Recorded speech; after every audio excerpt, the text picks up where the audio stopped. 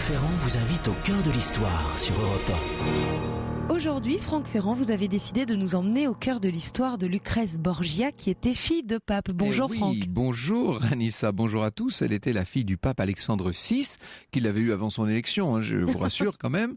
Avec les Borgia, on peut s'attendre à tout, Oui, vous me direz. vrai. J'ai demandé à Jean-Yves Boriot, spécialiste de la Rome renaissante, de nous rejoindre. Il est notamment l'auteur d'un ouvrage intitulé « Les Borgia, la pourpre et le sang ». Et pour le moment, vous allez nous raconter Lucrèce Borgia. Eh oui, Lucrèce Borgia a la réputation désastreuse. Voilà que nous entrons dans les arcanes d'un Vatican Renaissance assez inquiétant.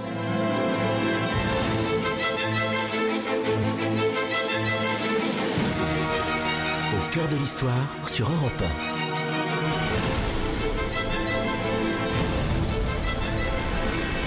Franck Ferrand.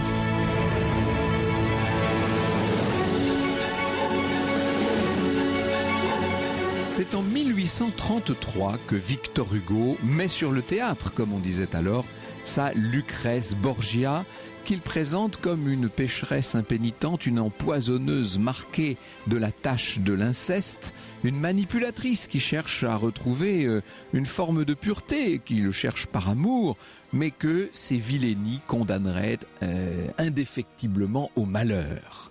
S'il ne me restait à moi, pauvre femme, haïe, méprisée, abhorrée, maudite des hommes, damnée du ciel, misérable, toute puissante que je suis, on n'a pas peur des oxymores chez Hugo évidemment, s'il ne me restait qu'une idée, qu'une espérance, qu'une ressource, celle de mériter et d'obtenir avant ma mort une petite place, Gubetta, un peu de tendresse, un peu d'estime dans ce cœur si fier et si pur, si je n'avais d'autre pensée que l'ambition de le sentir battre un jour joyeusement et librement sur le mien, comprendrais-tu alors, dis Gubetta, pourquoi j'ai hâte de racheter mon passé, de laver ma renommée, d'effacer les taches de toutes sortes que j'ai partout sur moi, et de changer en une idée de gloire, de pénitence et de vertu, l'idée infâme et sanglante que l'Italie attache à mon nom.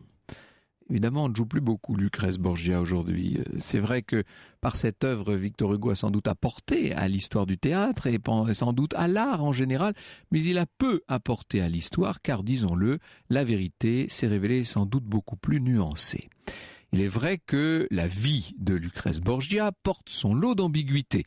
C'est vrai qu'elle est la fille d'un pape et qu'elle aura été l'ornement d'une certaine manière de la Rome sulfureuse de ces papes de la Renaissance. Il faut reconnaître qu'on dénombre plusieurs morts brutales dans son sillage. Mais si l'on y regarde de plus près, la réalité est quand même nettement plus nuancée. La véritable Lucrèce vaut mieux sans doute que la réputation qu'elle a laissée dans les siècles. Pour nous en convaincre, je vous propose de retourner justement à Rome dans cette année, la grande année de bascule, la grande année 1492. Un nouveau pontificat est en train de commencer, celui d'un Espagnol plein d'ambition qui va régner sous le nom d'Alexandre VI et qui se nomme Rodrigo Borgia. Disons-le, ce Rodrigo Borgia n'est pas un religieux austère, tempérant, vertueux. Le nouveau pape est tout l'inverse de cela. Il a plusieurs enfants et parmi eux, vous le connaissez forcément, un fils de 16 ans, César Borgia, qui est déjà évêque à l'époque, et puis une fille, Lucrèce, qui n'est encore au moment de l'élection de son père qu'une adolescente de 12 ans, blonde, avec de très beaux traits réguliers, un charme incontestable. Elle a reçu, il faut vous le dire, une éducation très soignée. Alors que son père est avide d'asseoir, d'affermir la puissance pontificale en Italie, mais aussi d'y élever sa famille par tous les moyens possibles, de l'élever, je veux dire, dans l'échelle sociale. Lucrèce est un pion dont il a bien l'intention de faire une arme. Jean-Yves Boriot nous le dit, Alexandre VI en position de force pouvait maintenant jouer dans la cour des grands. Un choix s'imposait alors entre les deux véritables puissances locales, le duché de Milan et le royaume de Naples. Eh bien, c'est plutôt vers là-haut, vers le nord, qu'Alexandre VI se tourne. Peu importe s'il avait déjà fiancé Lucrèce à un Espagnol, bon, on se dédie. Le pape entreprend de marier sa fille au jeune Giovanni Sforza. Sforza qui est un héritier illégitime de la grande famille milanaise. Bien entendu, la frêle adolescente n'a pas grand-chose à dire dans les négociations qui sont menées très au-dessus de sa tête et qui pourtant décide de sa vie. Tout va vite, le mariage va être célébré juin 1493, vous voyez qu'on n'a pas perdu de temps. Alors la fête est magnifique, on danse, on chante, on boit, on rit, tout ça a l'air de bon augure. En réalité, la situation va vite se compliquer pour Lucrèce. Son mari reste peu à Rome, il repart très vite là-haut sur ses terres, il repart sans elle, et de toute façon, il semble que le pape n'ait pas l'intention du tout de se séparer de sa chère fille. Giovanni, quelques mois plus tard, revient néanmoins pour, pour arracher sa fille, son épouse, à son père. En tout cas, on va dire qu'il l'enlève d'une certaine manière. Il y a quelque chose qui ne fonctionne pas. Le pape paraît se méfier de son gendre. Il faut dire qu'il a des raisons pour cela. Giovanni a tendance à transmettre un certain nombre de secrets à sa famille milanaise. Il donne dans le délit d'initié, si j'ose dire. Ça irrite beaucoup le pape, bien entendu. Et puis, d'un point de vue diplomatique, il faut le dire, à cette époque où tout va vite, l'alliance avec les Sforza, qui paraissait très belle la veille, le lendemain est déjà périmée. Ça appartient au passé. Giovanni lui-même savait qu'il n'était pas indispensable, raconte Jean-Yves Boriot. Et il savait aussi comment on se débarrassait dans cette Italie renaissante des personnages réputés encombrants. Généralement, ils n'encombrent pas bien longtemps. Giovanni, qui revient une fois de plus à Rome, juge plus sage de se faire petit, de prendre de nouveau le large, et il s'en va de nouveau sans sa femme, qu'il a pourtant essayé à plusieurs reprises d'emmener avec lui. Alors, est-ce qu'il a appris par Lucrèce, justement, que César Borgia, donc le frère, était en train de monter tout un complot pour l'assassiner? C'est possible. En tout cas, Giovanni, malgré l'insistance du pape, ne veut plus mettre les pieds dans la ville éternelle. Lucrèce part s'enfermer de son côté dans un couvent, ce qui est une façon, elle aussi, de manifester sa résistance à son père, sa résistance au pape. Et Alexandre VI va carrément envoyer une troupe pour tenter d'intimider les religieuses qui protègent sa fille. Les religieuses n'ouvrent pas leurs portes, Lucrèce reste à l'abri. La situation ne peut évidemment pas durer de cette façon. Le pape, de toute façon, veut obtenir l'annulation du mariage de sa fille. Et pour ça, il lui faut un motif légal. Alors on cherche, vous savez, il y a du personnel au Vatican, bien entendu. On cherche un motif et on déclare que l'union n'a pas été consommée. Lucrèce, de guerre lasse, finit par se prêter à la comédie qui quand même est assez humiliante pour Giovanni Sforza, vous imaginez? Cette jeune femme de 17 ans qui se rend devant une commission canonique pour affirmer que son mari ne l'a jamais honorée, qu'elle est toujours vierge. Alors, évidemment, il y a un petit détail qui gêne un peu, parce que le jour où elle se présente pour affirmer qu'elle est vierge, en fait, elle est quand même très... Époque sur Europe 1, interprétée par le violiste Jordi Savall à l'instant, la musique de la dynastie des Borgia. Restez avec nous, Franck Ferrand, cet après-midi, vous raconte Lucrèce Borgia. Europe 1, au cœur de l'histoire. Franck Ferrand. Et cet après-midi sur Europe 1, nous sommes donc à Rome, fin 1497. Le pape Alexandre VI Borgia a fait épouser à sa fille Lucrèce Giovanni Sforza, un neveu du duc de Milan. 4 ans plus tôt, ce mariage a eu lieu, mais il veut revenir sur cette union et il cherche à l'annuler en disant que sa fille est toujours vierge. Bon, il y a un petit détail quand même que vous nous avez donné avant la pause, elle est censée être vierge, mais elle est surtout très enceinte. Alors moi, je me pose la question, et je vais vous la poser, cette question, Franck. Comme son mari s'est éloigné depuis assez longtemps... Oui, c'est vrai qu'elle ne le voit pas beaucoup, son mari. Est-ce que cet enfant qu'elle porte, il est de lui? Ah non. Bon, c'est très clair. Semble-t-il, non. Ça paraît en tout cas très peu probable. Alors évidemment, vous imaginez bien que dans les milieux romains, on a beaucoup extrapolé sur la question de qui est cet enfant. Certains sont allés jusqu'à parler d'inceste. Ils ont dit que Lucrèce aurait pu avoir des relations sexuelles avec son père, le pape Alexandre VI, ou avec son frère, César. Évidemment, aucune forme de preuve de tout ça.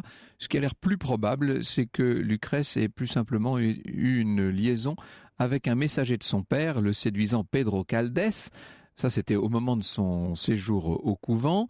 Et d'ailleurs, le Pedro en question, il va payer très cher cette affaire. Il faut jamais trop s'approcher des Borgia, vous savez. C'est ça. Surtout quand ils sont censés être isolés. C'est ça. Donc, en attendant, Lucrèce doit bien quitter l'abri de son couvent pour paraître devant la cour, chargée de juger la validité de son mariage. Et évidemment, personne dans le public présent ne doit soupçonner son état. Elle est bien décidée à faire illusion, Lucrèce.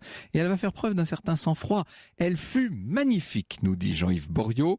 Sa fidèle suivante lui trouva le costume adéquat. Le public ne se douta de rien, pas même lorsqu'elle approuva en souriant la sentence qui la reconnaissait intacte. Quant aux élégants remerciements en latin, remerciements qu'elle adresse donc à ses juges, ils achevèrent de conquérir la peu clairvoyante assistance. C'est le moins qu'on puisse dire. En revanche, quand son frère César, qui entre-temps est devenu cardinal, apprend que sa sœur est enceinte, alors là, lui, il est pris de colère. Il veut absolument châtier le fameux Pedro Caldès. Le voilà qui part à sa recherche et le retrouve dans un des couloirs des palais pontificaux. Imaginez la course-poursuite, tout ça évidemment est très cinématographique. On comprend qu'on en ait fait des séries télé, hein, bien entendu. Pedro parvient à fuir jusqu'à la salle même où se trouve le pape hein, qui est sur son trône pontifical. Ça n'arrête pas César. On dit qu'il se serait jeté sur Pedro et lui aurait asséné de violents coups de lame. Scène incroyable, l'habit même du pape, le bel habit blanc du pape immaculé du sang de Pedro. C'en est fini de l'amant de Lucrèce. Son cadavre bientôt va finir dans le Tibre.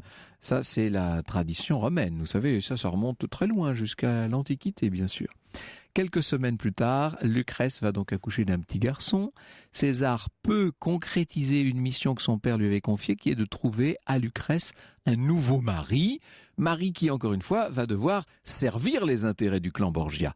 Et cette fois, on arrête le choix pontifical sur un certain Alfonso d'Aragon, qui est bâtard de l'ancien roi de Naples. C'est lui qui est choisi et le mariage a lieu dès l'été 1498. Alors, elle est heureuse, Lucrèce, à ce moment-là, puisqu'Alfonso est un jeune homme charmant, le plus bel adolescent qu'on ait jamais vu à Rome, dit-on. C'est parfait pour elle, ça. Les deux époux s'entendent bien, il y a donc un certain bonheur conjugal. On se dit, mais alors, la voilà tirée d'affaire d'une certaine manière. Bon, vous vous doutez bien que ça va dégénérer comme d'habitude. De nouveau, renversement d'alliance. Qui dit renversement d'alliance dit changement dans les intérêts, évidemment, du pape, qui se rapproche de la France. Ses relations avec le royaume de Naples, du coup, se tendent beaucoup, puisque vous connaissez les prétentions des rois de France sur le royaume de Naples. Alfonso sent qu'il est en grand danger, suffisamment pour qu'il croie nécessaire de fuir Rome à son tour. Décidément. Ah, la pauvre Lucrèce n'a pas de chance. Afin de consoler Lucrèce, qui s'indignait du sans-gêne avec lequel on traitait ses époux, c'est Marcel Brion qui nous raconte ça, et qui s'indignait du peu de cas que ce que père et frère faisaient de ses sentiments, Alexandre VI lui confia le gouvernement de deux villes, en l'occurrence Foligno et Spolète, en Ombrie, et c'est là que Alfonso va finir par la rejoindre. Le couple accepte de rentrer à Rome, juste à temps pour que Lucrèce y accouche de leur enfant, le 1er novembre 99. Ça ressemble à une réconciliation familiale, mais les relations ne s'arrangent pas entre Rome et Naples. Pourtant, je pense qu'on doit pouvoir dire qu'Alfonso, à ce moment-là, se sent rassuré. Il se dit qu'après tout, les choses sont rentrées dans l'ordre. Oh là là, il conclut un peu vite.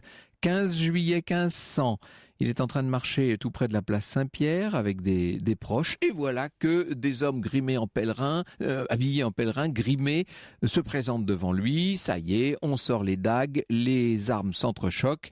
La défense d'Alfonso est valeureuse, on peut le dire, mais c'est un combat inégal, et même s'il est un bon bretteur, Alfonso ne va pas pouvoir parer à tous les coups. Sa tête, sa belle tête est touchée, il s'effondre.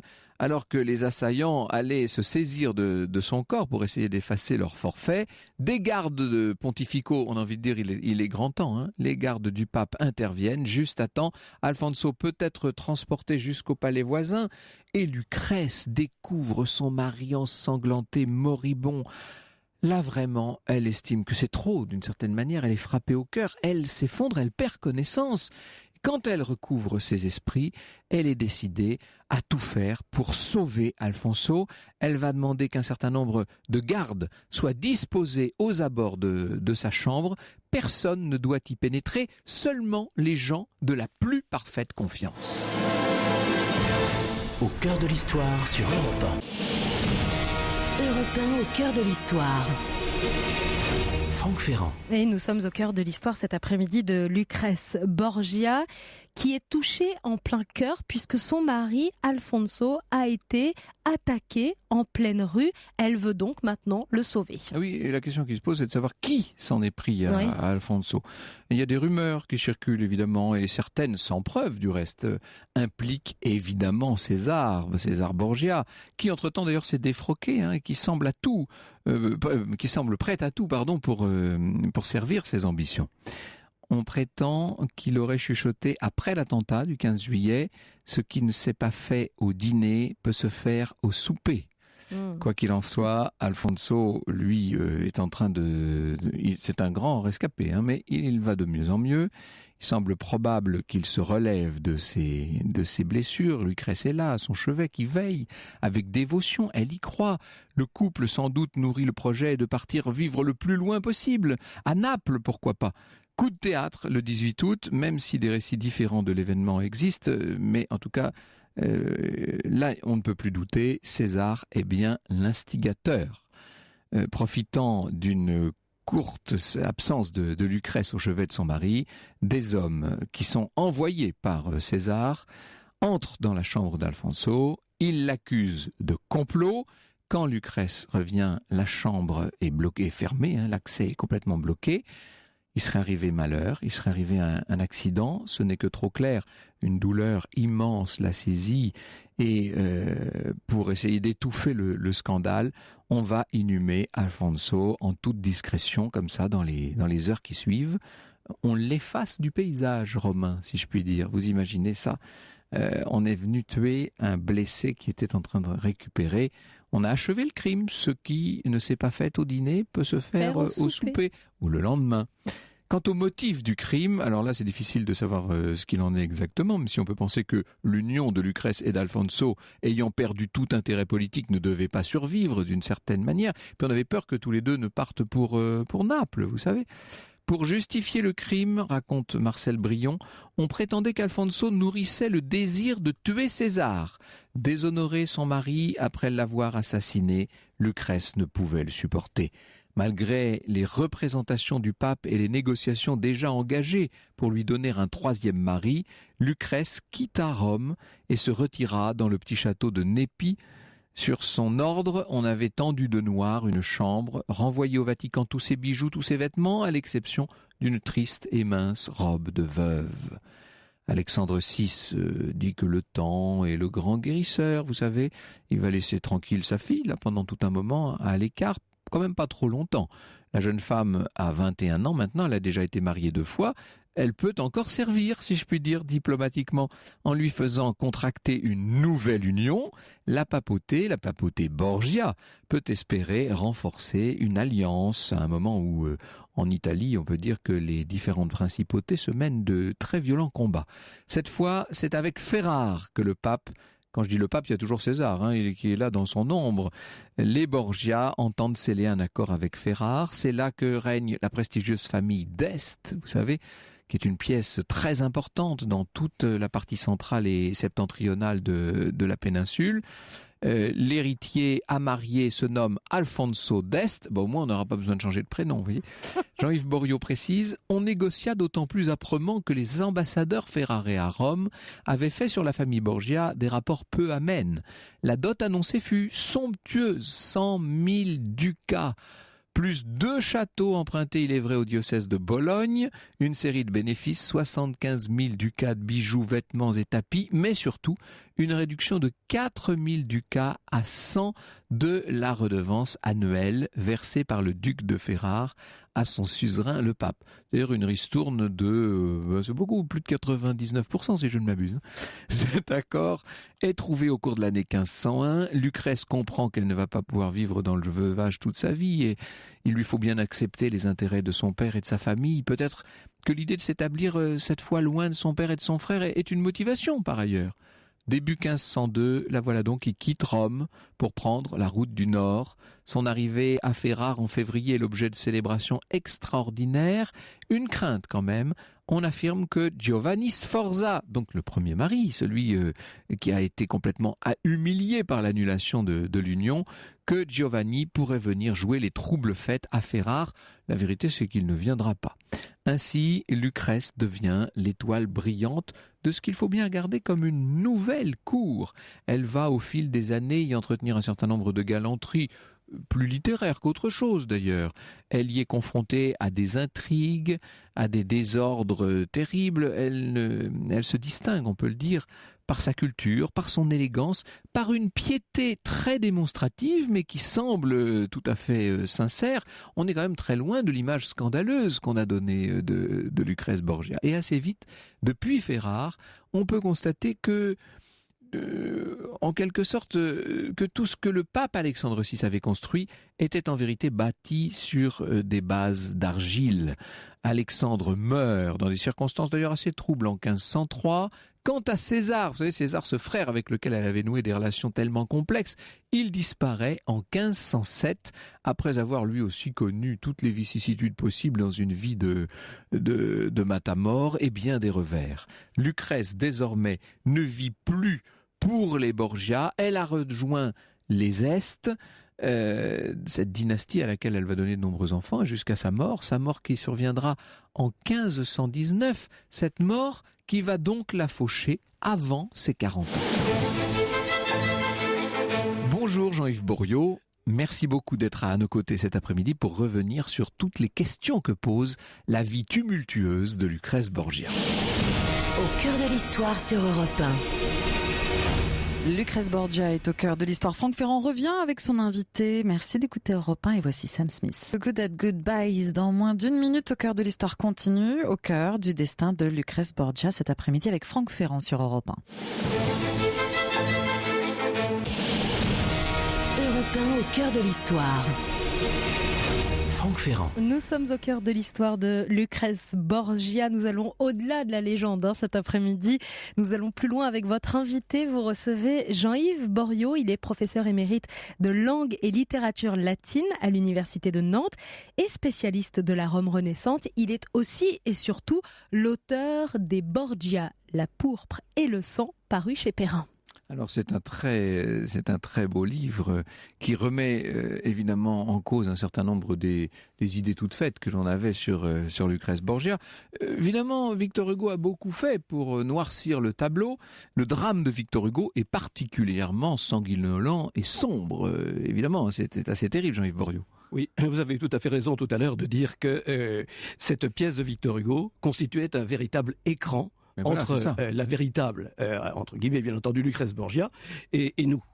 C'est une pièce que tout le monde a trouvée absolument remarquable, mais attention, dès l'époque des toutes premières représentations, on a fait remarquer à Victor Hugo qu'il prenait de grande liberté. Et il a eu cette fameuse formule, parce qu'on lui a dit, vous empruntez finalement beaucoup de choses aux rumeurs populaires. Oui, mais a-t-il répondu, les fables des peuples font la vérité du poète. Que voulez-vous répondre à cela ? Oui, c'est assez joliment vu. Ah oui, d'ailleurs. Et alors, effectivement, il a, comme vous le disiez, tout entassé pour finalement fabriquer une intrigue. Il est parti des ragots sur l'inceste, sur ces sortes de... Ça le fascinait d'ailleurs, parce que dans Le Roi s'amuse, déjà, il est question de choses de ce genre. Victor Hugo a sali, si l'on peut dire, Lucrèce Borgia. Au-delà de lui, quelles sont les sources de mensonges et de contre-vérités sur le personnage ? Alors, elles sont multiples. Alors, d'abord, il y a, comme cela a été dit effectivement tout à l'heure, il y a cette affaire de Pesaro, c'est-à-dire de Giovanni Sforza, qui a été contraint et forcé de renoncer à son mariage en reconnaissant une supposée impuissance. Alors, évidemment, il est devenu ainsi la risée de toute l'Europe, et il s'est vengé. Il a commencé immédiatement à envoyer un peu partout des dépêches pour dire qu'en fait, c'était le pape qui, je cite approximativement, voulait récupérer sa fille pour lui-même. C'est donc lui qui est vraiment à l'origine de cela. C'est très intéressant de voir que dans l'histoire, toutes les questions de procès publics tournent systématiquement à la naissance de toutes sortes de légendes. C'est-à-dire que les arguments montés dans les deux camps finissent par devenir des sources, finissent par devenir des éléments dont les chroniqueurs et plus tard les historiens font leur miel.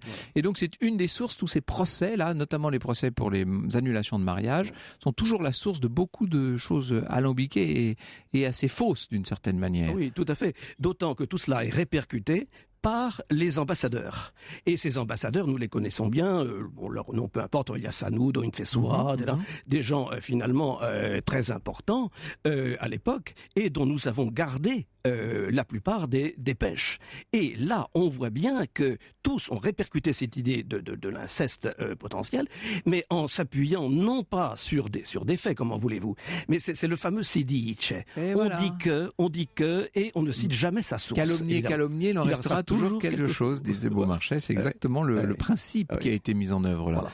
Alors, nous allons venir dans un instant à la vie de Lucrèce Borgia. On va reprendre les chapitres l'un après l'autre, si vous êtes d'accord. Avant cela, décrivez-la nous peut-être.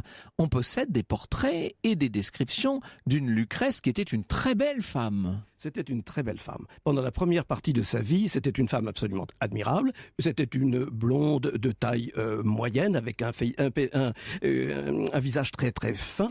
Et surtout, c'était quelqu'un qui savait remarquablement s'habiller. Ça, nous avons de cela, à la fois, nous avons de sa personne. Elle savait se mettre en valeur. Ah, se mettre en valeur, effectivement. Coiffée, habillée, le port de tête, tout était particulier. Et on le sait d'autant mieux qu'elle a eu, quand elle était à Ferrare, une rivale dans ce domaine-là absolument impitoyable. C'était sa belle-sœur, Isabelle d'Este. Isabelle devenue, évidemment, Isabelle de Gonzague, etc., duchesse de Mantoue. Parce qu'elle se faisait expliquer par ses espions, cette Isabelle, ce qu'étaient les tenues vestimentaires de Lucrèce. Et alors là, Lucrèce savait admirablement jouer de plusieurs choses, mais notamment de cette grande dignité austère, caractéristique des Espagnols. C'est-à-dire la grandeur romaine et l'austérité espagnole, les deux dans une même femme. Oui. Et qui plus est, avait des traits réguliers, de très beaux yeux et des cheveux merveilleux. Surtout sur la beauté desquels tout le monde s'accorde. Alors, la beauté de l'enveloppe, ça, tout le monde est d'accord. Oui. Qu'en est-il de la beauté intérieure? C'est ce que nous allons essayer de voir ensemble maintenant. Au cœur de l'histoire sur Europe 1. Brel sur Europe 1 avec l'une des plus belles chansons d'amour, chanson emblématique de son répertoire qui a lancé son immense carrière en 1957, Quand on n'a que l'amour. Europe 1, au cœur de l'histoire. Franck Ferrand.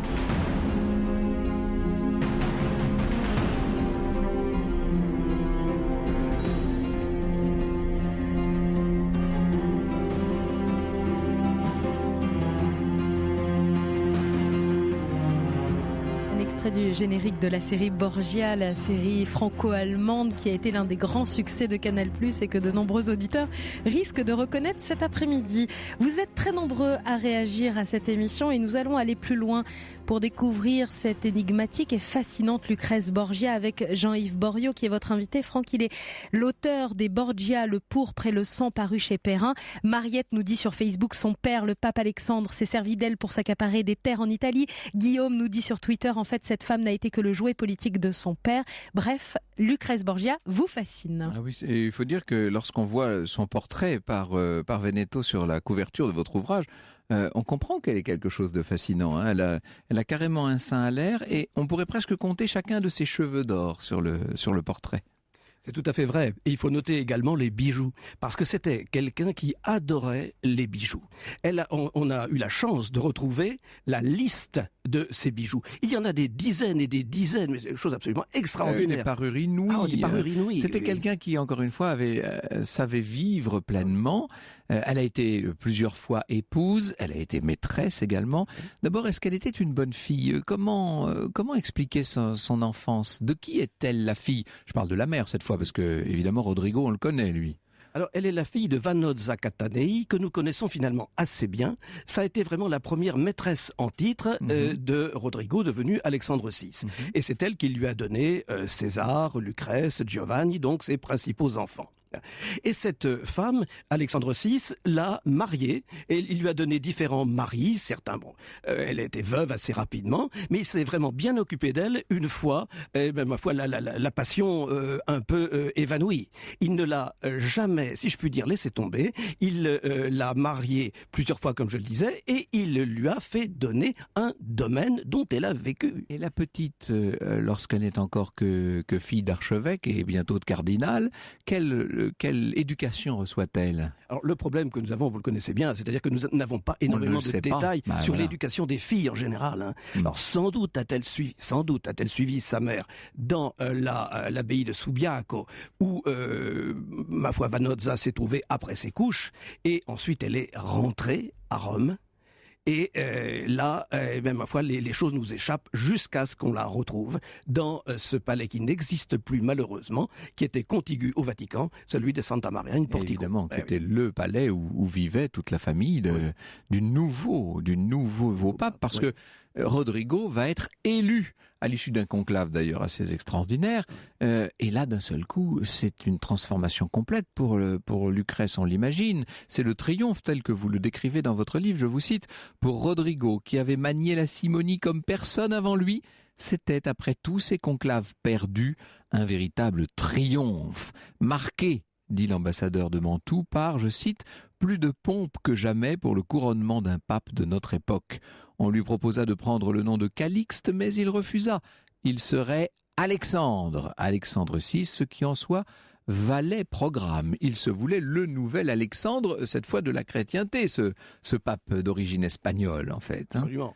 Ce Catalan, en plus, va donner à son fils le prénom de César. Alexandre, qui a Alexandre, qui est un César, on imagine. Alors là, le programme est complet. On comprend que Lucrèce devienne très vite un véritable objet de transaction, finalement. Ah oui, c'est de la politique. Absolument, mais comme beaucoup de princesses de l'époque, elle est un pion, comme le disait, je crois, une auditrice. C'est-à-dire qu'on va la marier, comme vous l'avez dit en première partie, on va la marier selon les alliances. Oui. Pourquoi ce Sforza qui est lui-même mal vu dans sa propre famille. C'était malheureusement tout ce qu'on pouvait se mettre sous la main. Oui, voilà. C'est-à-dire que la famille Borgia est quand même relativement sulfureuse. Ouais. Alors là, on a choisi... Pas très bonne réputation. Ah non. On a choisi ce seigneur de Pesaro, qui est un collatéral, si je puis dire, qui est veuf. À 25 ans, il est veuf. Sa femme est morte en couche, comme malheureusement cela se produisait souvent à l'époque. Et c'est un soudard. C'est quelqu'un d'assez rudimentaire. C'est ni plus ni moins qu'un soldat. Et c'est le Sforza, ma foi, qui reste. Est-ce qu'il est possible que ce soldat n'ait jamais eu de relation, n'ait jamais consommé son mariage ? Non. C'est peu probable. Alors, il avait en tout cas un nombre de maîtresses absolument considérable. Alors, évidemment, à un moment, il y a une lettre assez curieuse dont je parle, je crois. Le pape lui envoie, lorsqu'il s'est, comme vous l'avez dit, réfugié à Pesaro, le pape lui envoie une lettre lui demandant de rentrer de façon à consommer le mariage. Il le dit en latin parce que ces choses-là se disent beaucoup plus facilement. En latin, ça va de soi. Alors, c'est une lettre un petit peu ambiguë. Mais bon, globalement parlant, si vous voulez, personne n'a cru à l'époque à cette idée, déjà de l'impuissance, c'était ridicule, et de la non-consommation du mariage. Alors la pauvre, elle doit aller défendre sa virginité, alors qu'elle est enceinte jusqu'aux dents, si vous me passez l'expression. Exactement. De qui ? Est-ce qu'on sait vraiment ? Est-ce que c'est le fameux petit Pedro, là ? Pedro Perotto, il y a, disons, 90 chances sur 100 pour que ce soit cela. Bien entendu. Mais ça n'a pas empêché toutes les rumeurs dont on a parlé, c'est-à-dire beaucoup ont dit qu'elle était enceinte du fait de César. C'est faux. C'est faux. Enfin, il n'y a aucun élément, aucun texte, rien qui puisse prouver ce genre d'appuyer. Le petit Pedro en question, il est littéralement découpé en morceaux sur les vêtements pontificaux. C'est une scène. Alors évidemment, dans les deux séries télé, d'ailleurs, on en a fait des scènes magnifiques. C'est une scène de roman telle qu'on oserait l'imaginer quand même. Absolument. Le pape est présent à l'assassinat d'un homme qui vient se réfugier sous sa tutelle. C'est invraisemblable comme histoire. Totalement invraisemblable. et d'ailleurs, on n'en parlerait pas autant s'il n'y avait pas deux témoins. En fait. Il y a deux témoins, leurs témoignages se recoupent, donc il est plus que vraisemblable que cette scène ait eu lieu. Effectivement. Mais c'est une. Mais qu'est-ce qui avait mis César dans une telle rage ? Cet enfant, évidemment, n'allait pas lui faciliter les choses d'un point de vue diplomatique, parce qu'elle devenait très difficile à marier, du coup. Alors que lui, il avait des projets diplomatiques importants à son sujet. On se demande toujours d'Alexandre, enfin du pape, ou de César, lequel est à la manœuvre dans toutes ces négociations? Lequel est le cerveau, si je puis dire, de l'affaire? Alors, dans un premier temps, c'est Alexandre. Mais César, à partir notamment du fameux mariage français, César prend manifestement l'ascendant sur son père. Parce qu'il ne faut pas oublier que César, c'est le condottiere, c'est-à-dire c'est le soldat de son père. Et c'est sur César que l'on compte pour se conquérir un domaine, c'est-à-dire la Romagne. Oui, bien sûr. Et ce qui donne à César une importance absolument considérable. Et c'est lui qui va prendre le pas, effectivement, sur son père. Alors, César tue Pedro Caldès, ça on en est absolument certain, d'après les témoignages dont on dispose en tout cas, mais enfin, j'allais dire on ne prête qu'aux riches, là en l'occurrence on a quand même beaucoup d'éléments, en plus on n'aurait quand même sûrement pas osé mettre le pape en scène dans une circonstance aussi terrible. Le mouiller. On est moins certain de l'implication directe de César, donc du frère de Lucrèce Borgia, dans l'assassinat de son deuxième mari, qu'elle adorait, qui était charmant, qui était aussi beau qu'elle. Ça devait être le couple du siècle entre nous. Ah, absolument. Mais là, c'est vrai que pour la première partie, c'est curieux, c'est quand même ce meurtre en 2 temps. Hein. Alors, il y a cette affaire de la phrase que l'on a prêtée à César, ce qui s'est pas fait au déjeuner. Il apprend qu'Alfonso d'Aragon a survécu à l'embuscade. Et il chuchote. Ce qui n'a pas été fait au dîner peut être fait au souper, c'est ça? Voilà, c'est ça. Mais alors, le gros problème, c'est que cette première tentative de meurtre, elle est quand même extrêmement complexe, puisqu'il a fallu disposer sur la place Saint-Pierre ces faux pèlerins qui font semblant de dormir comme les pèlerins désargentés. Tout d'un coup, ils se lèvent, ils se battent, sans être sûrs de gagner, contre ces 3 hommes. Plusieurs bretteurs. Bien entendu. Et lorsqu'il est à terre, eh bien, on voit une quarantaine de cavaliers qui bloquent, comme vous l'avez dit, l'accès au Vatican, l'accès à Santa Maria in Portico plutôt. Alors, ça fait quand même beaucoup de monde, tout ça. On se demande bien qui a rempli les poches de ces mendiants de ducats sonnants et trébuchants, tout de même.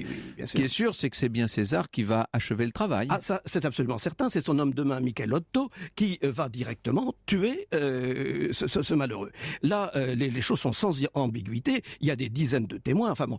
Et il semblerait, comme on l'a dit tout à l'heure, qu'entre les deux phases de ce meurtre, il y a eu de profondes discussions entre Alexandre VI et César, et que l'on ait pris conscience petit à petit des projets de retour de retour d'Alphonse à Naples, et évidemment Alphonse et Lucrèce. Profondément meurtrie, Lucrèce, on le serait à moins, vous avouerez, et néanmoins, elle va, j'allais employer une expression qui est un peu sujette à caution, j'allais dire qu'elle va remonter en selle pour une 3e fois, on va la remettre en tout cas en selle, ça c'est certain, puisqu'elle va refaire un mariage.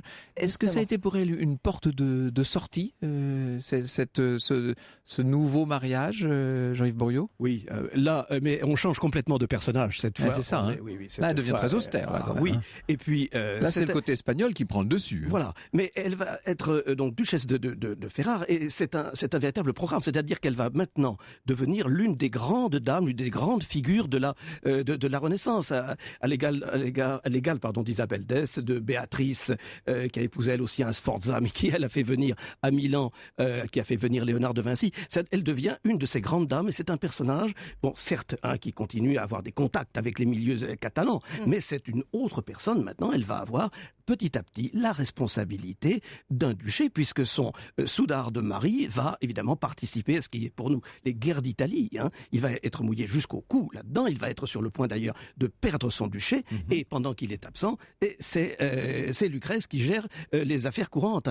Et elle sait d'autant mieux le faire d'ailleurs, comme vous l'avez dit tout à l'heure, qu'elle a été un moment, entre guillemets, gouverneur de Spolète. Et voilà, donc elle s'est entraînée à Spolète. Voilà, exactement. Elle va mettre en application avec un pouvoir tout nouveau, c'est ce qu'elle a appris à Ferrare.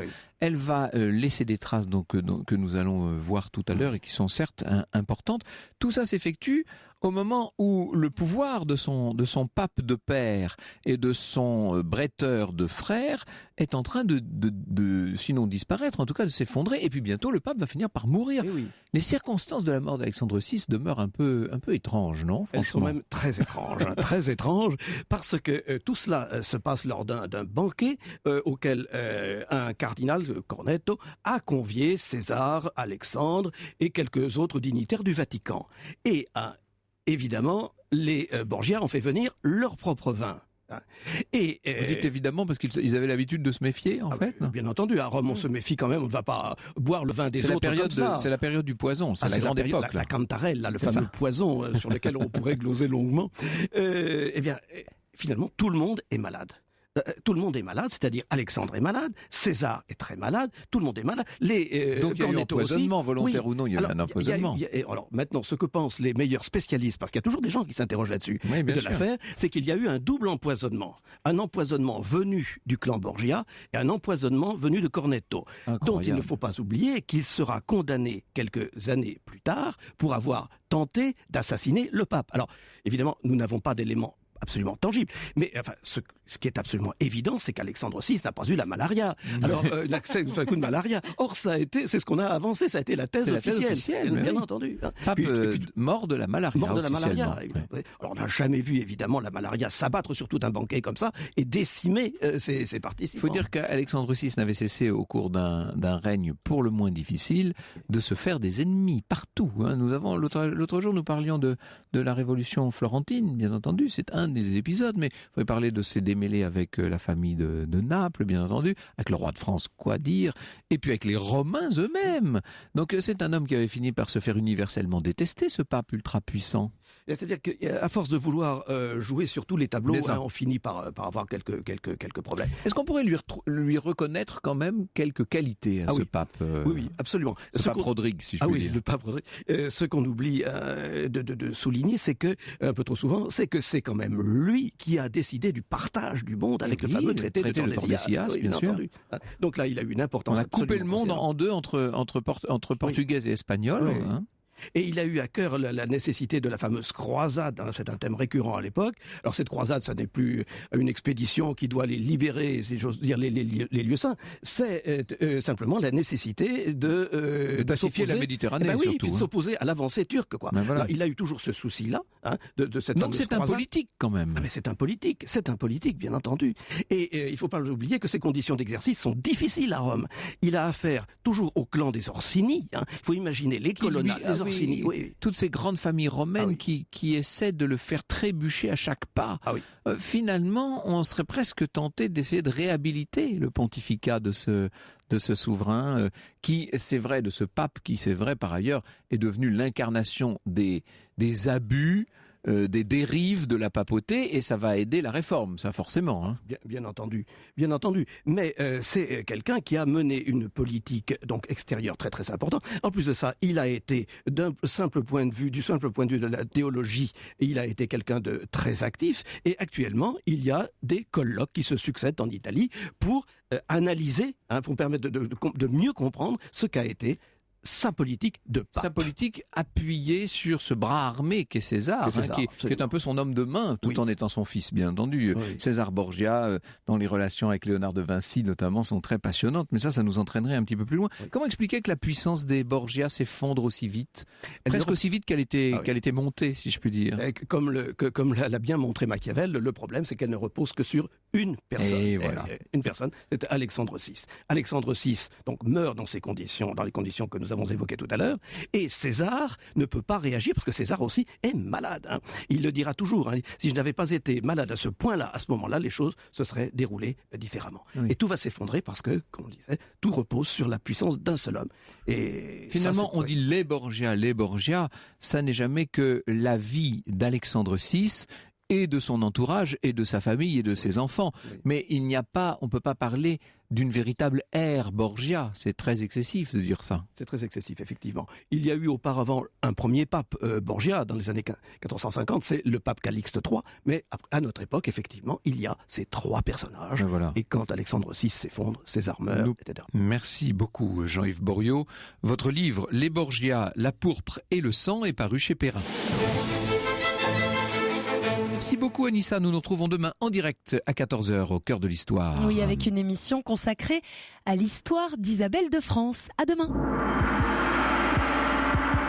Et voici Mathieu Charrier. Bonjour Mathieu. Bonjour Franck, et nous allons d'abord recevoir dans ce dimanche de cinéma l'actrice Mélanie Laurent à l'affiche de sa première comédie, ça s'appelle Le Retour du héros avec Jean Dujardin. On va parler avec elle comment on passe des rôles plutôt dramatiques à des rôles comiques.